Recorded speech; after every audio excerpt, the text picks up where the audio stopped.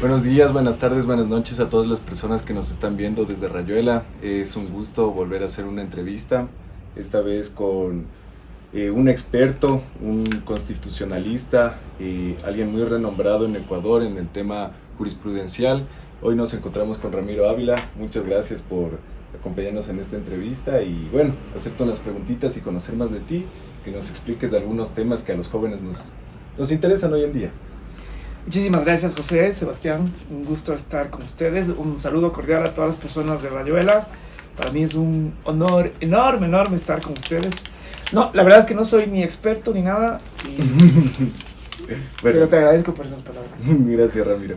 Bueno, ahora para romper un poquito el hielo y pasar unas preguntas un poquito personales, que nos cuentes un poquito de tu vida, quisiera que me cuentes cuál es el recuerdo que más atesoras de tu infancia.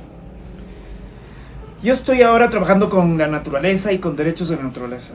Quizás uno de los recuerdos que emerge con mucha frecuencia de mi infancia son dos. El uno es La Quebrada. Yo crecí en un barrio popular de Quito que se llama La Magdalena, al sur de la ciudad. Y en La Magdalena, cuando yo era niño, había una quebrada hermosa del río Machángara que después la entubaron. Y yo me acuerdo en mi infancia de ir a la quebrada. Ahora tengo fascinación con las quebradas, me fascina, me encantan. Y también iba a un monte que queda cerca de un barrio popular quiteño también que se llama Chilebulo, que se llama el Longui. Entonces, los recuerdos quizás que más me encantan es esto de salir a la calle y o a la quebrada o irme al monte Longui. Y creo que están en muchas cosas de lo que hago ahora, que es siempre ir a los ríos, siempre estar caminando, corriendo alrededor de los ríos y también siempre yendo a la montaña. Entonces a mí me ha nutrido eso desde la infancia. Increíble. Ahora, pasando un poquito a un tema más fuerte, ¿qué es lo que más odias? ¿Qué es lo que así no soportas? No sé, no usaría la palabra odiar, pero ni tampoco quisiera juzgar. Pero quizás una de las cosas que menos me gustó de mi infancia es sentir la ausencia de padre.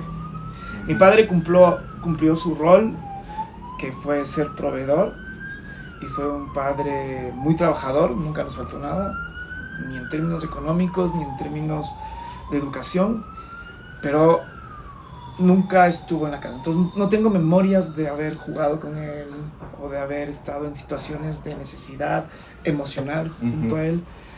Y por eso, digamos, ahora cuando puedo, estoy tratando de hablar del cuidado, de la importancia que se tiene en que los hombres compartamos el rol de cuidado con las mujeres.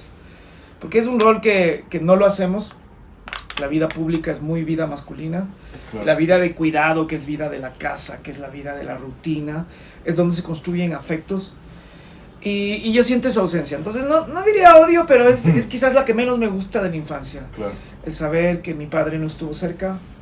Y creo que con otra información de género, de si hubiera podido acceder a criticar su masculinidad, quizás él hubiera estado con nosotros y nosotras cuando éramos niños. Y quizás ahora sería mucho más fácil quererle y abrazarle, que a veces es complicado cuando los hombres no ejercemos rol de cuidado.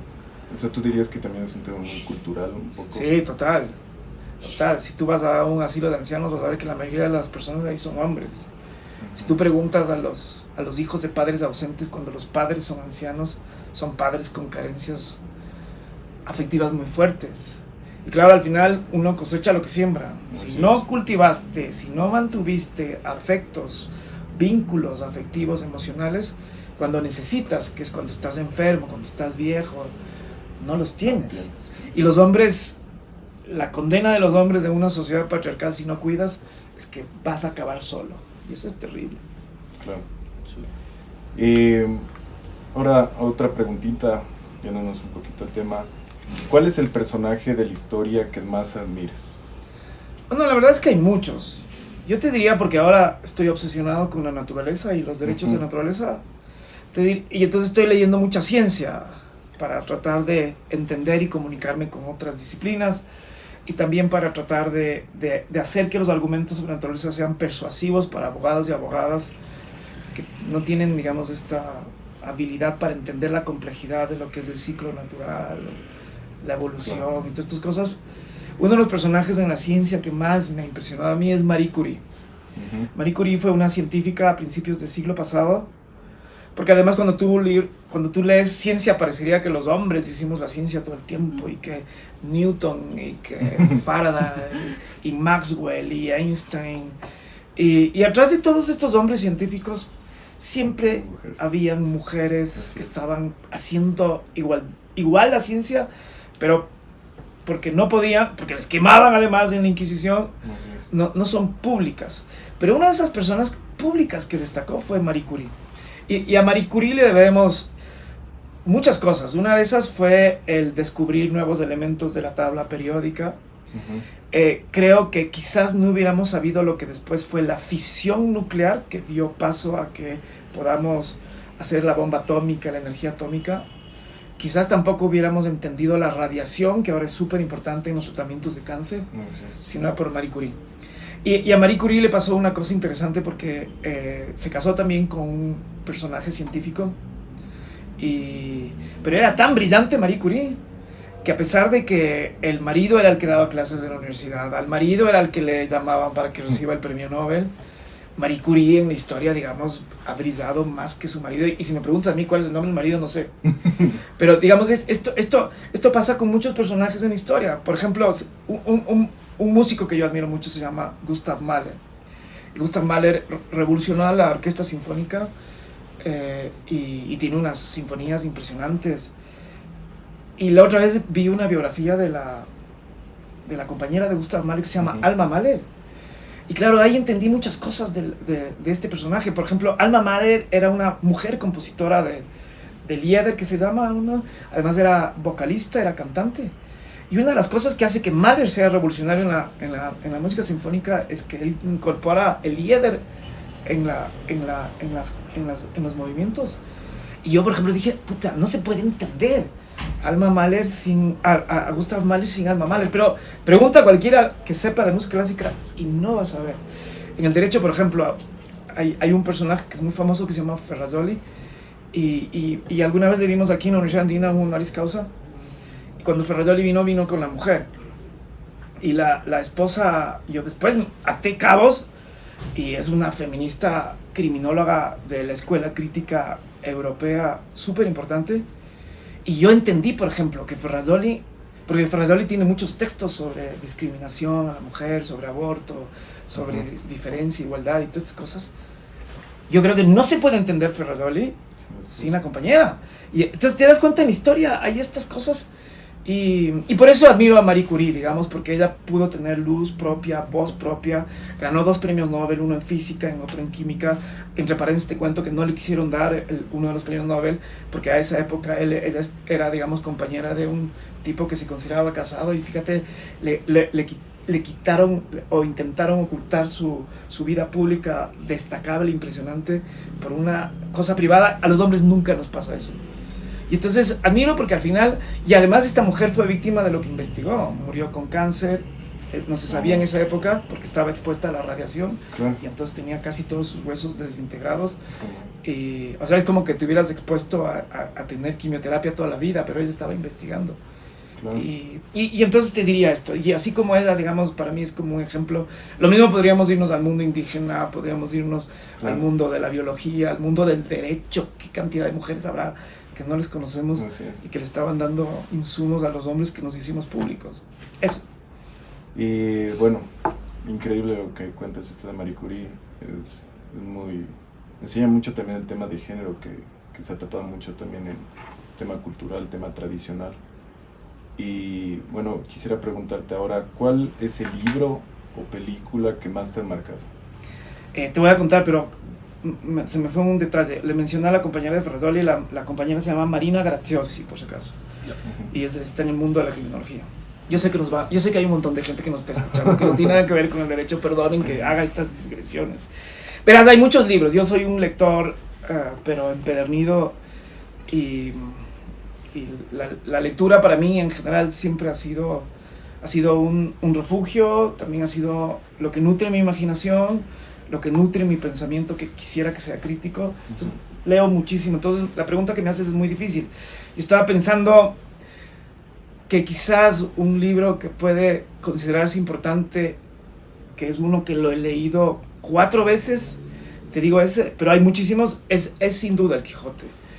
El Quijote por muchas cosas, porque además quizás era un libro que odié cuando era adolescente, porque me hicieron leer y no entendí y me parecía aburrido, y después lo retomé como un par de décadas más tarde y Sí. por ejemplo, La Utopía del Oprimido, que es un libro que escribí hace algunos años, comienza y termina con el Quijote. Y el texto a mí me impresiona porque la idea que está atrás del Quijote es un tipo que de tanto leer se le seca el cerebro y comienza a creer que lo que él leía, que eran libros de caballería, tenía que vivirlo en la realidad. Esto me encanta porque es un tipo que sueña, un tipo que cree, no se queda en lo teórico y sale a desfacer entuertos, a buscar justicia. Si tú miras el Quijote, por ejemplo, la primera cosa que hace el Quijote es mirar una relación de un niño con un adulto. El adulto tenía ovejas y el niño lo que hacía era cuidar esas ovejas. Y el Quijote, ya armado de caballero, mira eso y dice, oye, aquí hay un abuso, le dice. ¿Cómo puede ser que tú, siendo grandote, te enfrentas a un niño que no puede defenderse? Y el otro dice, lo que pasa es que se me perdieron ovejas, lo que quiere decir que este niño no está cumpliendo su rol. Y el adulto le dice, no, o sea, desollar la piel de un niño no se compara con una oveja. Y estás abusando del poder. Así todo, la escena de los galiotes, todas las escenas que tú vas a ver en el Quijote, si ahora mirarías con la lógica del siglo XXI, él miró con lógica de derechos de los niños que se proclamaron en el 89, en 1989, lo hace en el siglo XVII. Lo mismo hace el abolicionismo penal y la injusticia penal y el abuso de poder en el sistema penitenciario. Él en la escena de Galiotes dice, ¿cómo puede ser? ¿Por qué estás aquí? Y comienza a ver robos, muertes, no sé qué cosas. Dice, ¿cómo puede alguien privar de la libertad y encerrarles? Es impresionante el Quijote. Entonces, no solo por lo que encarna, que es un personaje que tiene ideas y tiene acción, sino también por la forma como está escrito. El Quijote es hermoso, es divertido. Entonces sí, ese puede ser. Y siempre aparece el Quijote. Y yo sé que el Quijote es como la Biblia, que todo el mundo habla de la Biblia, pero nadie ha leído, pocas personas. Pero hay que leerlo. Entonces yo invito, cualquier cosa que lean, nunca pierden el tiempo. Pero si leen además del Quijote, no se van a arrepentir, no hay pierde. Increíble. Ahora quisiera preguntarte un poco el tema, ¿por qué estudiaste Derecho? ¿Qué te motivó a que estudies Derecho? La verdad, yo entré por una cosa muy superficial. Mi padre, por alguna razón, siempre creía que uno de los trabajos más fascinantes, que puedes viajar a todo el mundo, que está lleno de placeres era ser diplomático. Claro. Yo eso tenía en la cabeza. De hecho, cuando comencé a estudiar Derecho, comencé a estudiar idiomas también, porque sabía que había que estudiar. Entonces estudié un poco francés, inglés, un poco italiano. Pero por suerte, al tercer año, me metí en unas prácticas en una cárcel que había en Quito, que se llamaba la cárcel de Acayambato, que era una cárcel donde iban los presos que no tenían condena. Había un nivel de hacinamiento terrible. En ese momento en Ecuador el 75% de los presos eran preventivos. Y encuentro ahí una injusticia bárbara.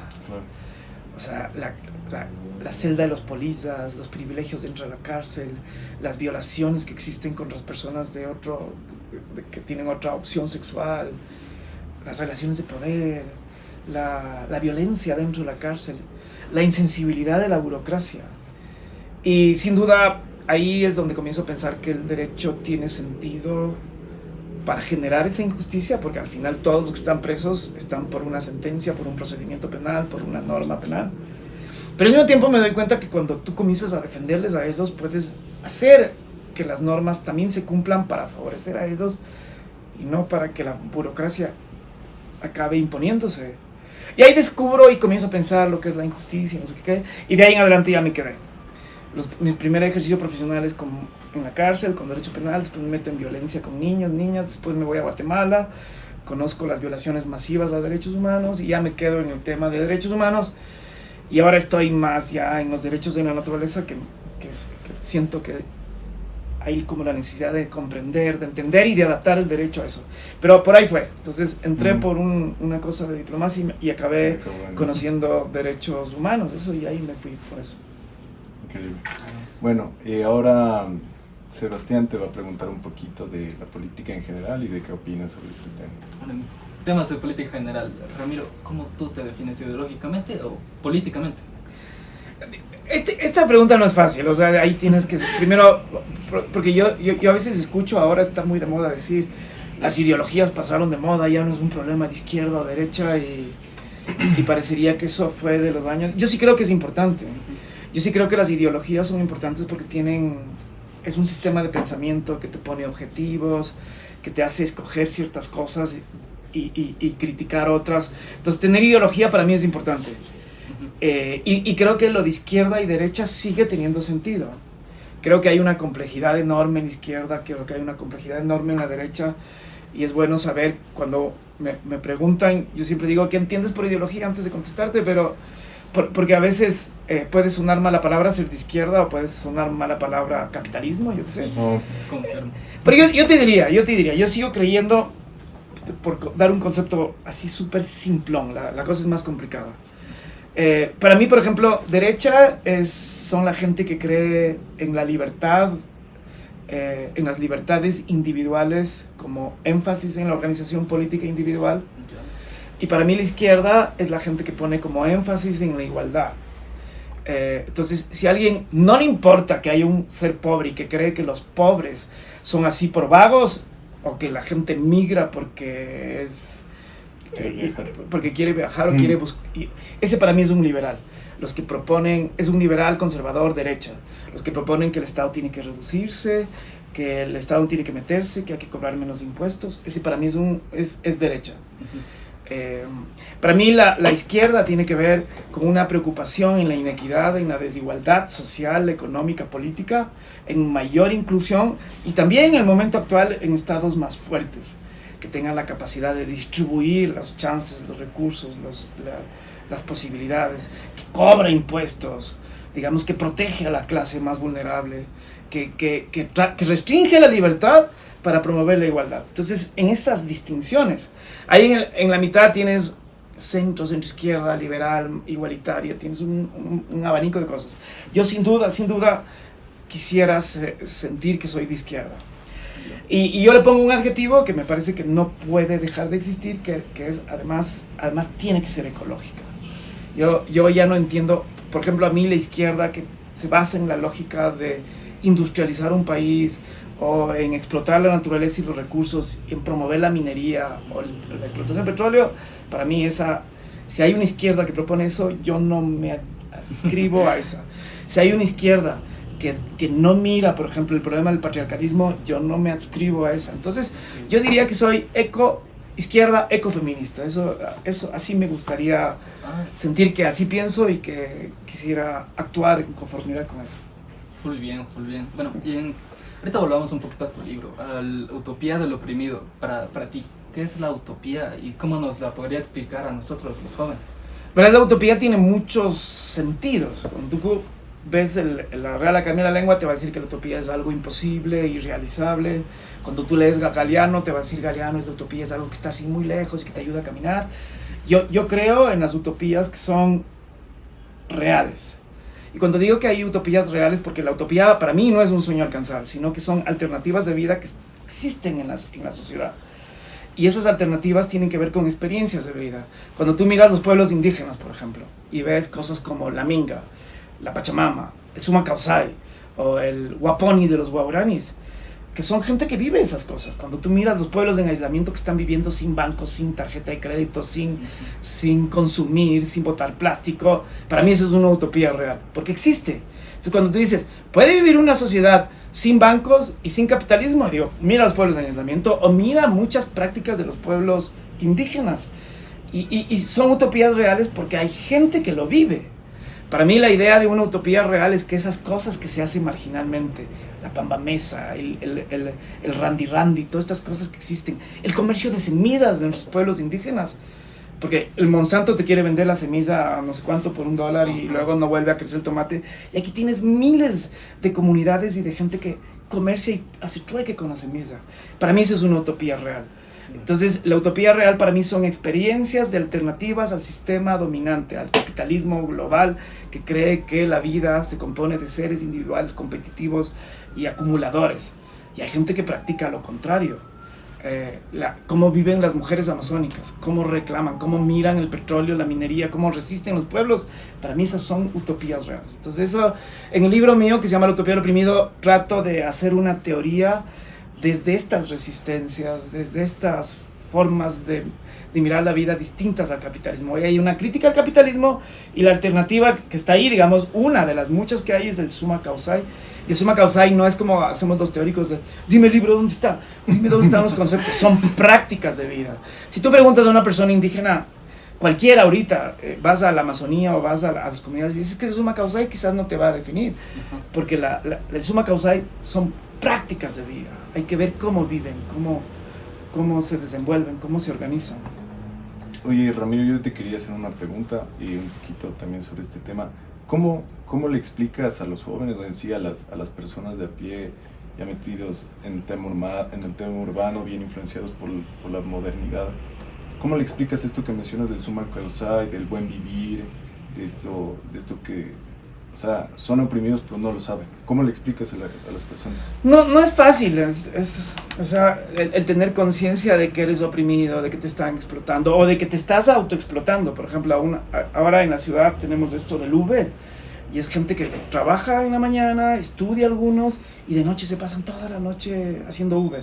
Todo con esa lógica del sueño de acumular, de tener más cosas. Claro. Y al final se pasa viviendo la vida trabajando. Ahí hay una autoexplotación.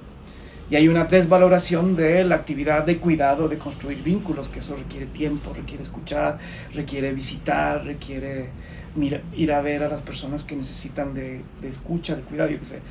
No es fácil entonces. Entonces, esto es, lo que me pregunta es cómo generar conciencia de eso. Y yo lo que te diría es, a mí me gusta, por ejemplo, jugar con esta lógica de si miras al pasado o al colegio o a la escuela, ¿quiénes son los seres que trascienden más en tu vida?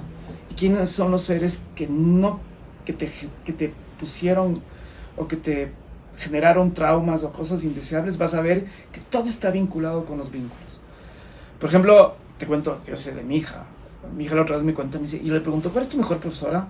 Y no era, o profesor, y no era la persona que enseñó más cosas, sino era la persona que le miraba a los ojos, que le escuchaba, que le dijo, ¿por qué estás así? ¿Qué te pasa? ¿Estás triste? Y si miras para atrás, ¿por qué hay gente que quiere y adora a sus abuelitos o abuelitas? Porque escuchaban. ¿Por qué yo tengo esa ausencia de padre? Porque no estaba. Entonces yo lo que pondría es para explicar, y eso es summa causai. Para mí summa causai es estrechamente vinculado al cuidado, es mirar la vida cotidiana. ¿Cuál es el profesor cabrón o cabrona que no quieres tener en la vida otra vez? Y vas a ver que es el que no te escuchaba, el que era autoritario, el que era no sé qué. ¿Y cuál es la otra? Es la que te dio tiempo, te dio cuidado. Y atrás del tiempo, del cuidado, de lo no capitalista, de lo no mercantilizado está el summa causai. Entonces, yo creo que en general cuando hablas de la vida cotidiana, creo que ahí la gente se enchufa más. Claro. Perfecto. Continuando, justo acabas de mencionar Monsanto. Entonces, Ramiro, ¿tú qué opinas sobre las luchas ecológicas? Puta, Monsanto es un desastre. Monsanto me parece que a mí representa lo que es el poder corporativo en la vida cotidiana de la gente. Sí. Y representa también todo lo que es la agroindustria y lo que significa el transformar la alimentación en un producto industrial. Creo que parte del drama de la vida que estamos viviendo ahora es el sistema de vida capitalista, que tiene que ver con la adicción a los productos del subsuelo, a la minería y al petróleo. Si te das cuenta, todo lo que está a nuestro alrededor es plástico. Es increíble, y eso significa petróleo. Y el mundo está hecho para comprar, vender, usar plástico. Todo.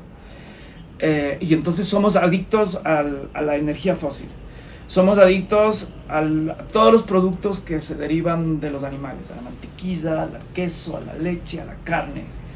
Y para mantener a un mundo que vive de la adicción de la carne, tienes que talar bosques. Y se fomenta la vida en ciudad.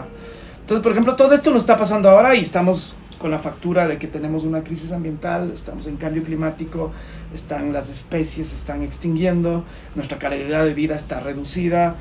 Nosotros estamos aquí en Quito y si sales vas a ver que hay un tráfico terrible, respiramos dióxido de carbono, nos estamos enfermando, hay más cáncer de piel, hay cáncer, hay millones de cáncer que tienen que ver con nuestra forma de vida. Y en medio de este contexto, la alternativa me parece que es una a la que se suma a las otras luchas que siguen siendo válidas. La lucha contra el patriarcado, la lucha contra la inequidad social, se suma la lucha ecologista. Sí. Entonces, los ecologistas el movimiento ecologista lo que te está promoviendo es el cuidado y la preservación del medio ambiente, porque todos los días el ser humano no se entiende si no es con el aire, que te viene de las plantas, que son las que captan la luz, el dióxido de carbono y te devuelven oxígeno. No se entiende sin el agua, que nos vienen de las fuentes, de los páramos, de los ríos, de las montañas, de los lagos, del mar que se evapora. No se entiende. Y ese lenguaje de agua, aire, comida sana que viene de vegetales y animales, ojalá alegres, eso mejora la calidad de vida. Y todas esas tres cosas están industrializadas. Entonces el movimiento ecologista te está hablando, me parece que hace una crítica al capitalismo, me parece que hace una crítica a esta crisis global que estamos teniendo, y me parece que es una de las alternativas que no se puede dejar de lado. Oye, estamos mucho tiempo y la gente ya no tiene costumbre no, le vamos a ir. Le vamos a ir, tener paciencia. no te preocupes. Ya también acabando un poquito el tema ecológico, quisiera preguntarte, ¿qué le dirías a estas personas que dicen que a veces que la lucha ecológica, que el tema ecológico es muy idealista, que a veces no ve la realidad de los pueblos a los que a veces les beneficia el extractivismo? ¿Es verdad eso? ¿Y qué le dirías a esas personas? ¿Cómo defienden estos temas? Mira, ahora en Ecuador tuvimos hace poco tiempo un debate sobre el extractivismo y la extracción petrolera o la protección de la naturaleza en el Yasuní. Y fíjate en el Yasuní, solo pensando en la población guaraní, para que tú veas en el mundo guaraní tú tienes tres tipos de guaraníes. Unos que están en aislamiento, los Tagaeri, Taromenani, Dugacairi, que viven absolutamente fuera del mundo occidental nuestro. Hay otros que están en la mitad, que viven un poco como los Taromenani, Tagaeri y un poco como el mundo occidental. Y hay otros que se incorporaron al capitalismo. Cuando tú miras esos tres tipos de personas, tú dices, ¿cuáles de estos tres estarán mejor? Entonces, los unos son soberanos en su territorio, encuentran todo en su territorio, sin monedas, sin dinero, sin bancos, sin tarjeta de crédito, sin préstamos, sin angustias que tenemos aquí en la ciudad, sin carro, sin motos, sin máquinas, sin teléfono celular. Y viven de la selva y valoran la selva. Y ahí tienen sus peces, sus alimentos, recolectan, cazan, no sé qué. Es el un extremo. El otro extremo, tú tienes gente que literalmente les convertimos en mendigos, alcohólicos, adictos a la prostitución, y no conocen la selva ya, y las empresas petroleras les dan todo, carro, gasolina, basura, comida, ríos contaminados. Digo, ¿cuál de los dos pueblos es el más digno? El que vive en un lugar donde no hay extractivismo, uno en donde les convertimos pobres, cerca del extractivismo. El gobierno decía, les vamos a quitar el trabajo si se va a la petrolera. ¿Y cuál es el trabajo que les dan? Choferes de bus, cocineros en catering, limpian los caminos en las... No hay ninguno de esos que es gerente. No hay ningún director de empresa petrolera. Les volvimos pobres. Entonces, cuando yo siempre lo cotidiano, hay que ir a lo cotidiano. A ver, veamos, en lo abstracto, el PIB, no sé qué, no sé cuántos miles de barriles, en lo cotidiano. ¿Cuánta distribución de riqueza hemos tenido desde que tenemos petróleo? Somos país más inequitativo. Ha salido de desarrollo, es el segundo país después de Venezuela que está exportando migrantes cruzando por el Darién, siendo país petrolero. Entonces yo digo, por Dios, no mentiras más. Entonces yo siempre de generar conciencia desde la vida cotidiana, desde los datos, desde la realidad, desde lo que nos ocultan las empresas petroleras y todos estos gobernantes elitistas que hemos tenido. Plenazo, Sí.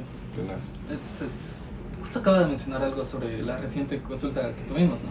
Entonces, ¿qué opina Ramiro? ¿Qué opinas tú sobre que Guillermo Lasso no va a acatar los resultados de la consulta?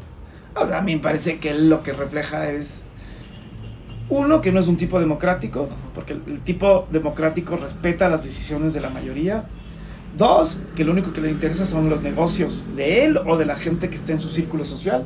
Porque atrás de los servicios petroleros hay empresas multinacionales, la mayoría chinas, que están viviendo, aunque el petróleo no fuera rentable para el Ecuador, sí es rentable para quienes hacen servicios petroleros, quienes alquilan el OCP, quienes te hacen hasta remediación ambiental es negocio. Todos estos que te hacen limpieza, mantenimiento de la infraestructura petrolera, los que viven de que el petróleo vaya para acá, aunque esté menos cero el petróleo del valor. O sea, yo tengo, a mí me han contado personas petroleras que es más barato importar petróleo que sacar petróleo de Yasuní. Entonces, por ejemplo, a mí me parece que el Lazo responde a una clase social, a una mirada elitista y que tiene absoluta indiferencia e insensibilidad a lo del resto. Y yo creo que atrás, ojalá la Corte en su momento, ya Lazo no va a tener la oportunidad de estar ahí, pero a quien le toque, si incumple el mandato popular, que tenga las sanciones y la responsabilidad que sean necesarias. ¿Y cuáles serían las consecuencias justamente de no acatar estas medidas que tomamos nosotros como pueblo? O sea, la Corte Constitucional, la Constitución y la Ley Orgánica de Garantías te dice que si es que no acatas la decisión del mandato popular, puedes ser hasta destituido. Y no te hace distinción si es por elección popular, si es que es por designación, por concurso. Ojalá esto pase. La Corte tiene un montón de herramientas, una de esas es la destitución, otra es la restauración. Ojalá las use. Bueno, y ya para ir acabando, creo que nos pasamos un poquito de tiempo, sí, pero nos pasamos. bueno, escucharle es increíble. Quisiera preguntarte, ¿qué mensaje le darías a los jóvenes hoy en día, que los jóvenes viven en un mundo hipercapitalista donde siguen hablando de temas de que no, los derechos humanos dejan de importarles, donde se ha vuelto un tema tan de dinero, de opresión, de individualismo? ¿Qué le dirías a los jóvenes? A ver, yo creo que es...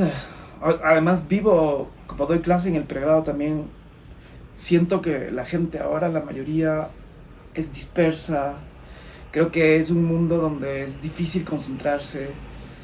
La actitud que tenemos con los TikTok, en el Instagram, en el Facebook, en el Twitter, es una actitud de pasar rápido. Entonces, mueren en Gaza por una explosión 500 personas de un hospital. Y la ves, sigues. La guerra de Ucrania en su momento nos generaba angustia, pero sigues pasando. Después tienes una cosa de deportes, después viene algo de moda, después viene algo de escándalo sentimental. Yo creo que el problema que tenemos ahora es un problema de que no podemos... El mundo está hecho para que no veas la realidad profunda, que es de inequidad, de exclusión, de dolor, de violencia. Y lo que vemos es placeres inmediatos. Esta idea de consumir, de satisfacer necesidades artificiales. Entonces, yo lo que diría es ojalá hay que salir un poco de esta... Yo creo que una de las cosas que hay que hacer es aprender a desconectarse de las redes sociales y conectarte con un libro, conectarte con... Por ejemplo, ahora estamos en una entrevista que va a durar un poco de tiempo y que seguramente cualquier persona que esté, digamos, en un TikTok va a pasar esto, así no va a llegar ni al minuto 3. Que ese me parece que es el drama de la vida. Cuando tú lees libros como el Fahrenheit 451, que era una utopía negativa, la historia del libro es que había un sistema de poder súper injusto, una organización social terriblemente inequitativa, y la forma de evitar que cuestionen esa forma de poder era quemando libros. Aquí ya no hace falta quemar libros, porque lo que haces es generar un sistema de distracción que te impide reflexionar. Porque todo es rápido, todo circula, todo es fluido, todo es... Entonces yo lo que diría es, así como el Quijote, necesitas tener información para tener conciencia, primera cosa. La segunda, necesitas soñar en mundos diferentes. Y la tercera cosa es necesitas actuar. Pero para esas tres cosas necesitas desconectarte, contemplar el paisaje, ir a una montaña, escuchar, leer un libro, leer un artículo que tiene más de 5 páginas. Y eso requiere un esfuerzo de salirse de todo este sistema que es un distractor. Eso diría. Wow. Bueno, Ramiro, nos alargamos un poquito, pero creo que hemos aprendido mucho de lo que piensas. Yo también me quedé loco con todo lo que decías, es como una biblioteca humana. Entonces, te agradezco mucho que nos hayas aceptado la entrevista. Y eso, esperemos vernos pronto y volver a hacer otra entrevista para tratar varios temas que nos han faltado. Gracias, José. Gracias, Sebastián. Y gracias a todas las personas de Rayuela que se dieron el tiempo y la paciencia de escucharnos. Un abrazo enorme a todos.